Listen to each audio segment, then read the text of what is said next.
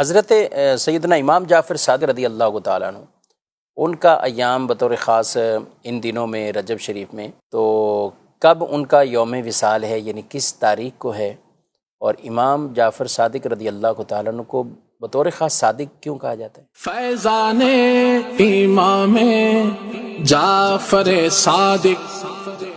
جاری رہے گا انشاءاللہ، ساری رہے گا انشاءاللہ۔ اس میں تو اتفاق ہے کہ امام جعفر صادق رحمۃ اللہ تعالی علیہ کا جو تاریخ ولادت ہے وہ 17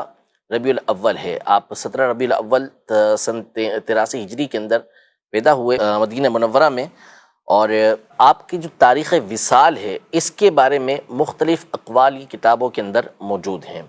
جن میں سے ایک قول یہ ہے کہ آپ کی جو تاریخ وفات ہے، دنیا سے جو آپ نے پردہ فرمایا، وصال فرمایا، وہ 15 رجب ہے، کہ 15 رجب کو آپ نے دنیا سے پردہ فرمایا۔ تو اس اعتبار سے جو اہل سنت ہیں بالخصوص وہ سیدنا امام جعفر صادق رحمۃ اللہ تعالی علیہ کی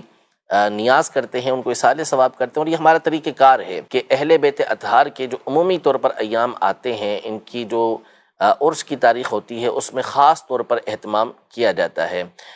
چاہے وہ سیدہ خدیجہ رضی اللہ تعالی عنہا کا دن ہو، سیدہ فاطمہ زہرا رضی اللہ تعالی عنہا کا دن ہو، مولا کائنات مولا مشکل کشا حضرت علی رضی اللہ تعالی عنہ کا دن ہو، امام حسن و امام حسین رضی اللہ تعالی عنہما کا دن ہو، یا امام جعفر صادق رحمۃ اللہ تعالی علیہ کا دن ہو، تو جو ائمہ اہل بیت بالخصوص مشہور و معروف جن کی تاریخیں مشہور ہیں، ان کے لیے اہتمام کیا جاتا ہے کہ خاص ان کے ایام یہ بنائے جاتے ہیں۔ ورنہ بہرحال ہمارا تو صبح و شام کی یہ دعا ہوتی ہے کہ دو جہاں میں خادم آل رسول اللہ کر، تو یہ ہم دعا کرتے ہیں روزانہ اللہ پاک کی بارگاہ کے اندر، تو یہ تو ہر وقت انہیں یاد رکھنا یہ ہمارا معمول ہے، لیکن خاص جو دن آتا ہے اس میں خاص اہتمام کیا جاتا ہے۔ تو بالخصوص امیر اہل سنت کی طرف سے اس کی تاکید ہے کہ 15 رجب کو امام جعفر صادق رحمۃ اللہ تعالی علیہ کا جو عرس مبارک ہے وہ منایا جائے، اور اس میں کنڈے کی نیاز بھی ان کی نیت سے کی جائے۔ امام جعفر صادق رحمۃ اللہ تعالی علیہ کو جو صادق کہا جاتا ہے وہ آپ کی کثرت صدق یعنی سچائی کی وجہ سے کہا جاتا ہے، یعنی بعض خوبیاں وہ ہوتی ہیں کہ جو ہوتی تو مشترکہ ہیں، بہت سارے افراد کے اندر موجود ہوتی ہیں، لیکن کسی کسی کے اندر وہ خوبی وہ وصف نمایاں طور پر ہوتا ہے، اس اعتبار سے وہ مشہور ہو جاتا ہے۔ جیسے حضرت ابو بکر صدیق رضی اللہ تعالی عنہ کی جو صداقت تھی، یعنی آپ کی جو تصدیق کرنا، نبی پاک صلی اللہ علیہ وسلم کی تائید کرنا، اس اعتبار سے آپ صدیق مشہور تھے۔ حضرت عمر رضی اللہ تعالی عنہ کی عدالت مشہور، تو آپ عادل مشہور ہوئے،